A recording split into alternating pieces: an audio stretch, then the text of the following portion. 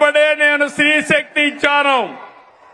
ఈ రోజు మీ అందరికీ హామీ ఇస్తున్నా, దసరా రోజున ఆటో డ్రైవర్లందరికీ వాహన మిత్ర కింద 15,000 రూపాయలు ఆర్థిక సహాయం చేస్తామని అనౌన్స్ చేస్తున్నాను.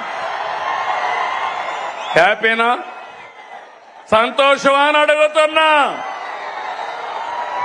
ఎన్నికల్లో చెప్పాం, ఎన్ని కష్టాలున్నా చేస్తాం. వాహన మిత్ర కింద సంవత్సరానికి ఆటో డ్రైవర్లకి 15,000 ఇస్తామని మీ అందరికీ హామీ ఇస్తున్నా.